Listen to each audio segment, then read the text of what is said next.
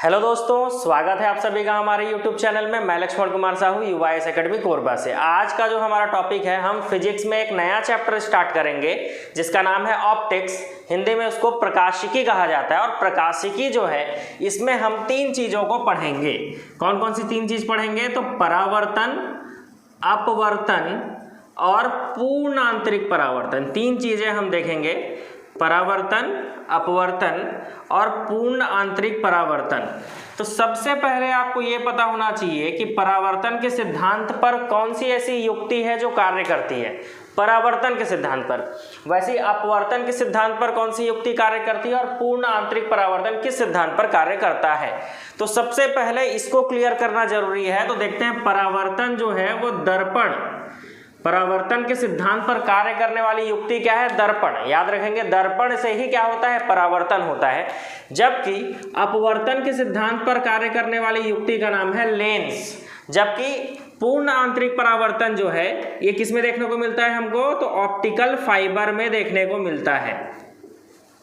तो इस तरह से बिल्कुल इसमें क्लियर रहेंगे कि परावर्तन के सिद्धांत पर कार्य करने वाली युक्ति दर्पण है, अपवर्तन के सिद्धांत पर कार्य करने वाली युक्ति लेंस है और पूर्ण आंतरिक परावर्तन ऑप्टिकल फाइबर। अब हमको यहाँ ये समझना है, आज जो हम टॉपिक स्टार्ट करेंगे वो है परावर्तन। तो परावर्तन को आज हम क्लियर करेंगे। परावर्तन में जो दर्पण है, तीन तरह के दर्पण हमको पढ़ने हैं। एक है समतल दर्पण, सबसे पहला क्या है? समतल दर्पण। दूसरा अवतल दर्पण, अवतल दर्पण कॉन्केव, और उत्तल दर्पण कॉन्वेक्स। तो तीन प्रकार के दर्पण पढ़ने हैं। तो समतल दर्पण कैसा होता है? तो बिल्कुल प्लेन होता है और इसमें वस्तु और उसका प्रतिबिंब जो है बराबर होता है। वस्तु के बराबर उसका प्रतिबिंब बनता है। प्रतिबिंब मतलब उसकी छाया, और ये सीधा बनता है। याद रखेंगे, कैसा बनता है? सीधा बनता है। मतलब समतल दर्पण हमारे घर में भी जो लगा रहता है, हम उसमें देखते हैं अपना प्रतिबिंब जब देखते हैं तो बिल्कुल सीधा देखते हैं और वस्तु जितना बड़े हम है उतना ही बड़ा दिखता है। ठीक है। अब देखते हैं अवतल दर्पण और उत्तल दर्पण। इनको समझने के लिए पहले एक सर्कल बनाते हैं हम, है ना। ये रहा हमारा सर्कल। इसका जो केंद्र बिंदु होगा वो C कहलाएगा और ये बीच में होता है कहीं, है ना। और इस तरह से बांटने के बाद यहाँ से थोड़ा सा मिटा दीजिए और यहाँ से थोड़ा सा मिटा दीजिए। तो अब जो ये हिस्सा आपको दिख रहा है, इसको कहा जाएगा अवतल। क्या कहा जाएगा? अवतल। मतलब इसको इस तरह से हम ऐसा बना सकते हैं, इस तरह से। ठीक है।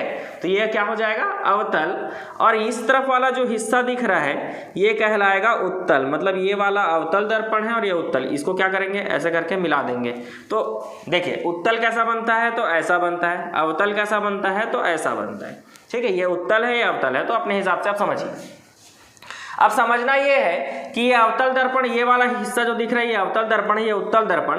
तो हमेशा जब भी अवतल दर्पण बनाएंगे तो केंद्र जो है वो इस तरफ होगा। किस तरफ? लेफ्ट साइड होगा। जबकि जब भी उत्तल दर्पण बनाएंगे, उत्तल दर्पण, तो केंद्र बिंदु जो होगा, वक्रता केंद्र कहा जाएगा इसको, ये हमेशा दाहिनी ओर होगा। ये समझना है। जो यहाँ पर बिंदु बनेगा लास्ट में, है ना, इसको पोल कहा जाएगा। पोल, P मतलब पोल और पोल मतलब क्या हो जाएगा? ध्रुव कहा जाएगा। ठीक है। तो ये भी P हो गया। इनके बीच में कहीं होगा F। F मतलब फोकस। F मतलब फोकस। क्या हो जाएगा? फोकस। यहाँ पर भी होगा क्या? बीच में कहीं F। तो इस तरह से हमको C मतलब वक्रता केंद्र हो गया। C मतलब क्या हो गया? वक्रता केंद्र। और F फोकस हो गया। P जो है पोल हो गया। अब देखिए, P से C की दूरी जो है वो होगा रेडियस, है ना।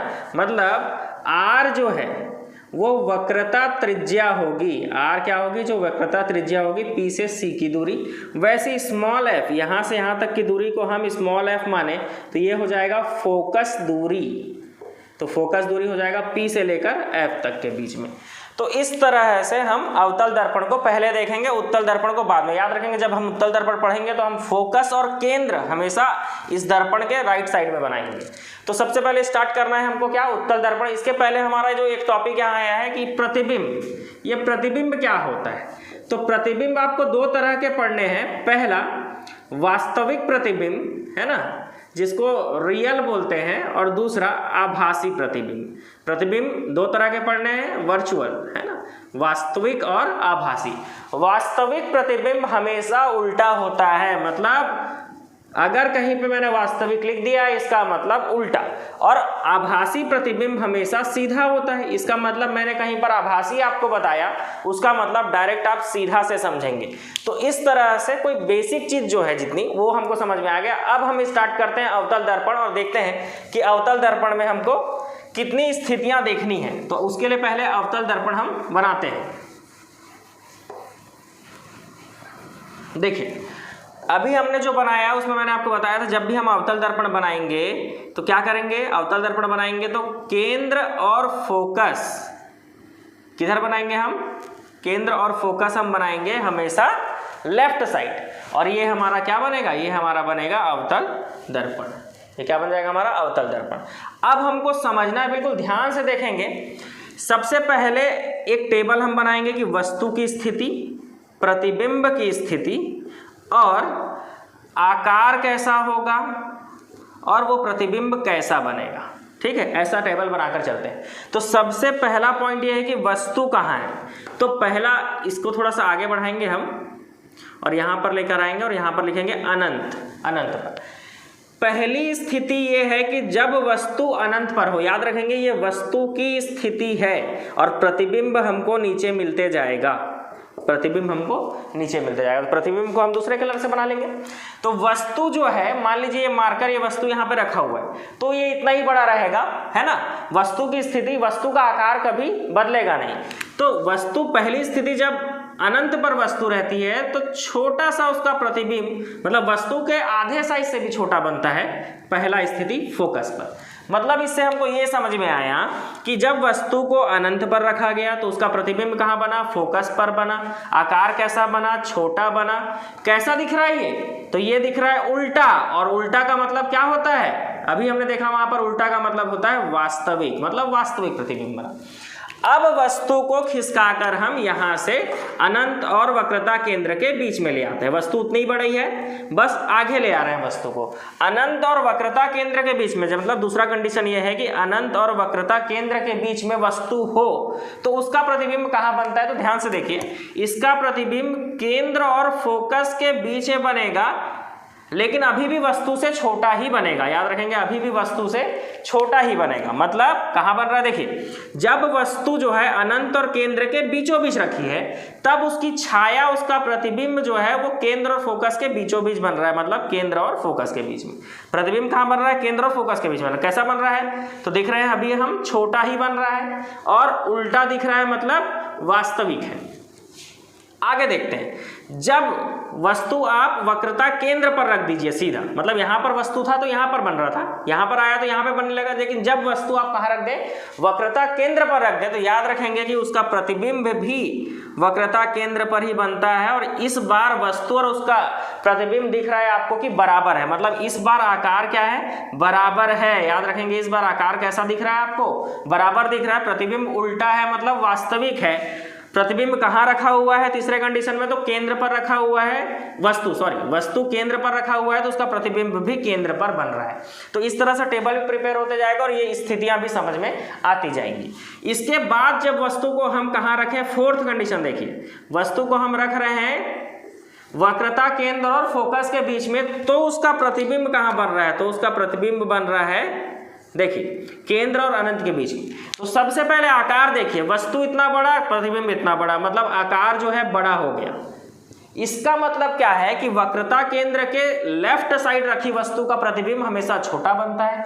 वक्रता केंद्र पर कोई वस्तु रखी है तो उसका प्रतिबिंब उसी के बराबर बनता है, जबकि वक्रता केंद्र के राइट साइड रखी वस्तु का प्रतिबिंब हमेशा बड़ा बनता है। इसलिए बड़ा बनता है। कहाँ रखा हुआ है, तो केंद्र और फोकस के बीच में रखा हुआ है। हमको दिख रहा है चौथा कंडीशन, केंद्र और फोकस के बीच में रखा हुआ है। कहाँ प्रतिबिंब बन रहा है, तो अनंत और केंद्र के बीच में बन रहा है और उल्टा और वास्तविक ही है, उस तरफ उल्टा और वास्तविक बनते जा रहा है। अब पांचवा कंडीशन ये है कि जब वस्तु फोकस पर रखी हो, जब वस्तु फोकस पर रखी हो तो ये जो है ये खिसक कर आगे आएगा। मतलब जैसे जब वस्तु अनंत पर था तो प्रतिबिंब फोकस पर बन रहा था, तो जब वस्तु क्या है फोकस पर रखी है तो उसका प्रतिबिंब अनंत पर बनता है। याद रखेंगे, किस पर बनता है, अनंत पर बनता है। और देख रहे हैं आप वस्तु का जो प्रतिबिंब है वो बड़ा दिख रहा है। कहाँ बन रहा है, अनंत पर बड़ा बन रहा है और उल्टा और वास्तविक है। तो ये 5 स्थितियां पहले हमने देखा अवतल दर्पण के लिए। अब इसी अवतल दर्पण के लिए एक स्थिति और देखेंगे, और वो स्थिति रहेगी कि जब वस्तु फोकस से भी आगे निकल जाए, मतलब ये केंद्र है, ये फोकस है, ये पोल है, तो जब वस्तु कहाँ पर हो, फोकस और पोल के बीच में हो। ठीक है, तो जब वस्तु कहाँ हो, फोकस एंड पोल के बीच में हो, तब प्रतिबिंब कहाँ बनता है। अब इमेजिन करते हैं, तो देखिए एक लाइन जो फोकस से होकर ऐसे गुजरेगी और एक इस तरह से, ये दोनों जहां से क्रॉस करेंगे, ये दोनों जहां भी क्रॉस करेंगे वहां पर वस्तु का प्रतिबिंब बनेगा। वहां पर क्या बनेगा, वस्तु का प्रतिबिंब बनेगा। तो देखिए देखकर क्या समझ रहा है ये कि ये वस्तु है और ये प्रतिबिंब है, तो आकार तो बड़ा है। पहला चीज आकार क्या है, बड़ा है। छठवां कंडीशन हम देख रहे हैं, आकार बड़ा है। आकार कैसा है, बड़ा है। सीधा दिख रहा है, प्रतिबिंब आपको सीधा दिख रहा है। सीधा का मतलब क्या है, आभासी है। सीधा का मतलब आभासी है। इसके अलावा कहाँ बन रहा है प्रतिबिंब, तो याद रखेंगे पर्दे के पीछे बनता है। कहाँ बनता है, पर्दे के पीछे। तो इस तरह से हमने अवतल दर्पण की 6 स्थितियां देखा। 5 स्थिति एक डायग्राम में, 6वीं स्थिति एक डायग्राम में। अवतल दर्पण प्रकाश को एक जगह केंद्रित करता है। याद रखेंगे कि अवतल दर्पण प्रकाश को एक जगह केंद्रित करता है, इसलिए सोलर कुकर में अवतल दर्पण का प्रयोग किया जाता है। याद रखेंगे, सोलर कुकर में अवतल दर्पण का प्रयोग किया जाता है। दाढ़ी बनाने के लिए जो है अवतल दर्पण का प्रयोग किया जाता है। नाक, कान और गले का जो डॉक्टर है यह भी अवतल दर्पण का प्रयोग करता है। किसान टॉर्च या गाड़ियों की जो हेडलाइट है इसमें अवतल दर्पण का प्रयोग किया जाता है। तो इतने चीजों में अवतल दर्पण का प्रयोग किया जाता है, याद रखेंगे, है ना। और इसके बाद हमको ये अवतल दर्पण हो गया। अब हम देखेंगे उत्तल दर्पण। तो इसका स्क्रीनशॉट ले लीजिए और इसके नोट्स लिख लीजिए। इसके बाद हम देखते हैं, चलिए उत्तल दर्पण।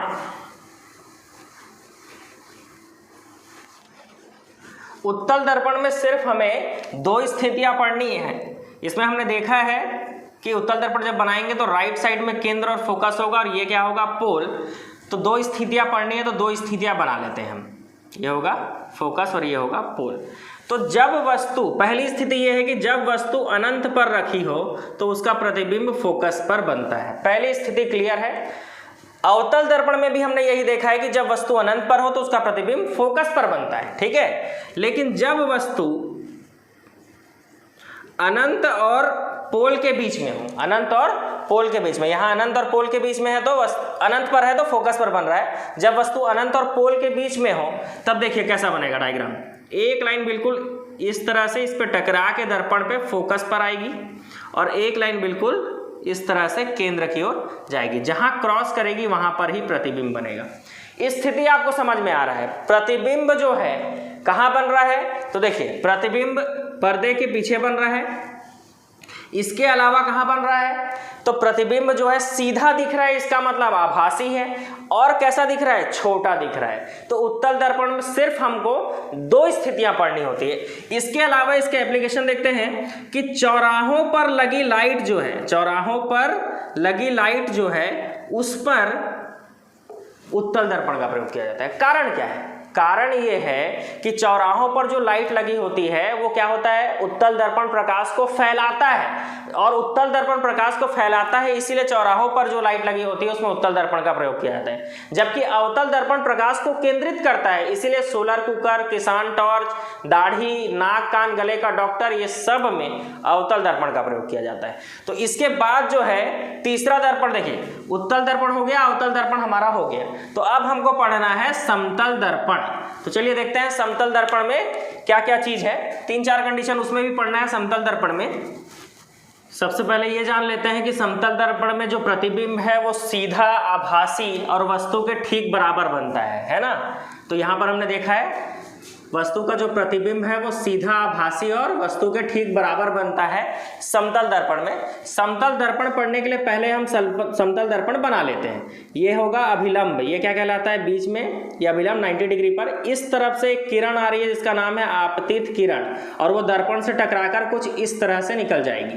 तो इसको कहा जाएगा परावर्तित किरण। क्या कहा जाएगा, परावर्तित किरण। इस तरह ये जो किरण आ रही है इसको आपतित किरण कहा जाएगा। और ये जो बीच वाले लाइन है इसको क्या कहा जाएगा, अभिलंब कहा जाएगा। और यहाँ पर जो एंगल बनेगा उसको आई बोलेंगे, यहाँ पर जो एंगल बनेगा उसको आर बोलेंगे। तो इस तरह से परावर्तन आपको देखने को मिलता है समतल दर्पण में। तो सबसे पहला कंडीशन क्या है, तो सबसे पहला कंडीशन ये है कि यदि किसी आदमी को अपना पूरा प्रतिबिंब किसी आईने में देखना है ना, अगर व्यक्ति की ऊंचाई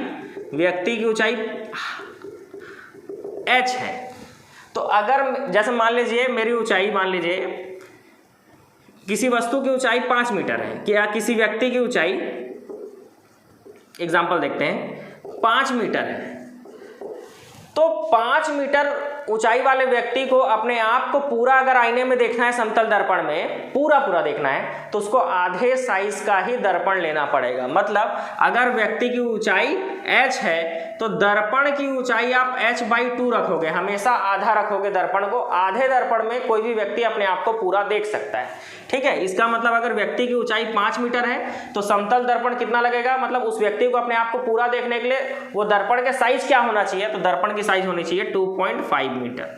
तो ये पहला एप्लीकेशन हो गया। दूसरा क्या है, प्रतिबिंब की संख्या,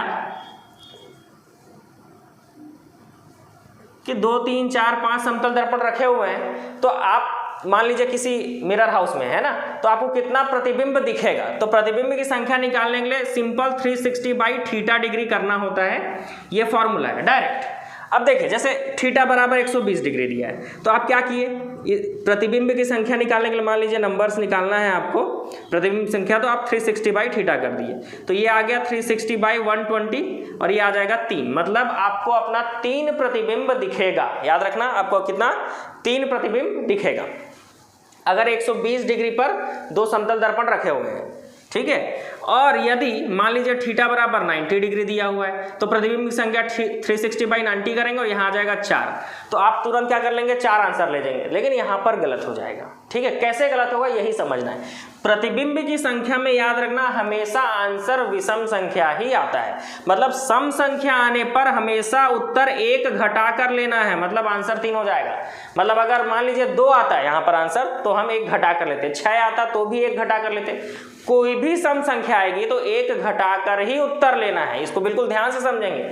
विषम संख्या अगर आ रही है तो कोई दिक्कत नहीं है, लेकिन सम संख्या अगर आ रही है तो 1 घटाकर ही उत्तर लेना है, ठीक है। ये दूसरा एक्सप्लेनेशन हो गया। तीसरा देखते हैं कि यदि आपतित किरण, ये जो दिख रहा है, ये जो आपतित किरण दिख रहा है, इसको स्थिर रख लेते हैं, बिल्कुल कांस्टेंट रख देते हैं। और ये जो दर्पण दिख रहा है, ये जो दर्पण दिख रहा है, ये जो लगा हुआ है, इसको अगर θ डिग्री घुमाया जाए, दर्पण को θ डिग्री घुमाया जाए, तो जो परावर्तित किरण है वो 2θ डिग्री घूम जाता है। मतलब यदि दर्पण को 15 डिग्री घुमाया जाए तो परावर्तित किरण 30 डिग्री घूम जाएगा, डबल हो जाता है। वैसे ही चौथा एप्लीकेशन ये है कि यदि कोई व्यक्ति V1 चाल से आ रहा है, मतलब मान लीजिए यहाँ पर कोई दर्पण है ना, और आप जो है यहाँ साइड से देख रहे हैं कि दर्पण के सामने कोई दौड़ता हुआ आ रहा है V1 चाल से। V1 चाल मान लेते हैं कि 5 मीटर पर सेकंड की स्पीड से आ रहा है, तो आपको आप दर्पण में देखेंगे, उसको देखेंगे तो V1 चाल ही दिखेगी, मतलब 5 मीटर पर सेकंड ही दिखेगी। लेकिन अगर आप जब दर्पण में देखेंगे तो ये ऐसा प्रतीत होगा कि वो डबल स्पीड से आ रहा है, मतलब 10 मीटर पर सेकंड की स्पीड से आ रहा है, डबल, है ना। इसके बाद याद रखेंगे पांचवा जो कंडीशन है, वो पांचवा कंडीशन ये है कि यदि 2 समांतर समतल दर्पणों के बीच में किसी वस्तु को रख दिया जाता है तो प्रतिबिंबों की संख्या अनंत हो जाती है। याद रखेंगे, 2 समानांतर समतल दर्पणों के बीच में कोई वस्तु रख दी गई है ना, समानांतर, और यहाँ पर कोई वस्तु रख दी गई है मान लो, तो उसकी जो प्रतिबिंब है, उसका जो प्रतिबिंब है वो अनंत हो जाएगा, है ना। मतलब अनंत प्रतिबिंब बनेंगे। कितने प्रतिबिंब बनेंगे पूछा जाएगा तो अनंत। तो इसमें जो याद करने वाला चीज है और जो भूल जाते हैं उसको देखते हैं। हमेशा ये जो ऊंचाई है इसको याद रखेंगे, ऊंचाई जो है उसके लिए आधा दर्पण का प्रयोग होता है, बाकी सारी चीजें जो है वो डबल डबल है। बस इस तरह से समतल दर्पण क्लियर हो जाता है। तो आई होप आपको ये वीडियो पसंद आया होगा दर्पण को लेकर। तो दर्पण जो है वो क्लियर हो जाता है। नेक्स्ट वीडियो में हम लेंस के बारे में पढ़ेंगे, अपवर्तन के बारे में पढ़ेंगे। तब तक के लिए थैंक यू सो मच।